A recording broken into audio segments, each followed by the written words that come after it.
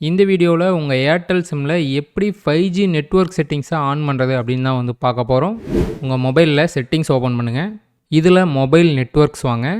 ஒரு சில மொபைலில் வந்து பார்த்திங்கன்னா சிம் கார்டு அண்ட் மொபைல் நெட்வொர்க்ஸ்னு இருக்கும். அதுக்குள்ளே வாங்க.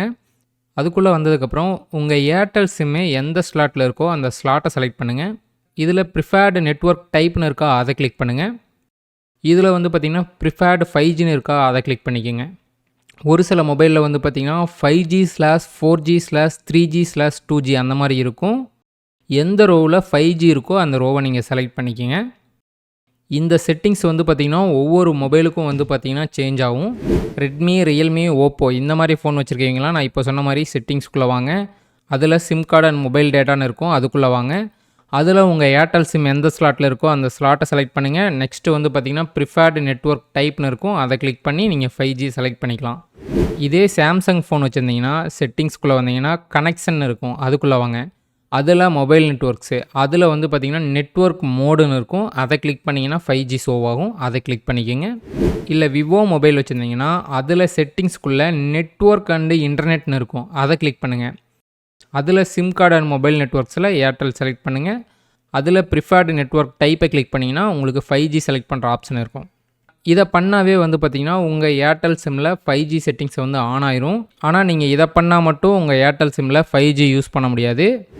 ஏர்டெல்லில் 5G அன்லிமிட்டெட் டேட்டா இருக்கக்கூடிய ரீசார்ஜ் பிளானையும் நீங்கள் ரீசார்ஜ் பண்ணியிருக்கணும். இப்போ ரீசெண்டாக ஜூலை 3 வந்து எல்லா நெட்வொர்க்லேயும் பிளான் ப்ரைஸ் இன்க்ரீஸ் பண்ணாங்களே, அதுக்கப்புறம் வந்து பார்த்திங்கன்னா 2GB per day data limit இருக்கக்கூடிய பிளான்ஸில் மட்டும்தான் வந்து பார்த்திங்கன்னா 5G அன்லிமிட்டெட் டேட்டா இருக்குது. ஜியோ, ஏர்டெல் ரெண்டு நெட்வொர்க்லேயுமே. ஸோ ஏர்டெல்லில் டெய்லி டேட்டா லிமிட் 2GB இருக்கக்கூடிய பிளான்ஸை ரீசார்ஜ் பண்ணிக்கோங்க. ஏர்டெல்லில் இந்த பிளான்ஸில் மட்டும்தான் வந்து பார்த்திங்கன்னா இப்போதைக்கு 5G அன்லிமிட்டெட் டேட்டா இருக்குது. 2GB இல்லை அதுக்கு மேலே இருக்க பிளானை நீங்கள் ரீசார்ஜ் பண்ணால் போதும். இதை பற்றி டீட்டெயில்டாக ஆல்ரெடி ஒரு வீடியோ போட்டிருக்கேன். அந்த வீடியோவோட லிங்க் மேலே ஐ பட்டன்லையும் கீழே டிஸ்கிரிப்ஷன்லேயும் இருக்குது, செக் பண்ணி பாருங்கள். ஒருவேளை நீங்கள் டெய்லி டேட்டா லிமிட் வந்து 2GB இருக்கக்கூடிய பிளானை ரீசார்ஜ் பண்ணாமல் அதை விட கம்மியாக இருக்கக்கூடிய பிளானை ரீசார்ஜ் பண்ணியிருந்தாலும் ஒன்றும் பிரச்சனை இல்லை. 5G அப்கிரேட் பிளான்ஸ்னு சொல்லி 3 பிளான் விட்டுருக்காங்க, 51, 101, 151. இந்த 3 பிளானில் நீங்கள் ஏதாவது ஒரு பிளானை ரீசார்ஜ் பண்ணாலும் உங்களுக்கு 5G ஒர்க் ஆகும்.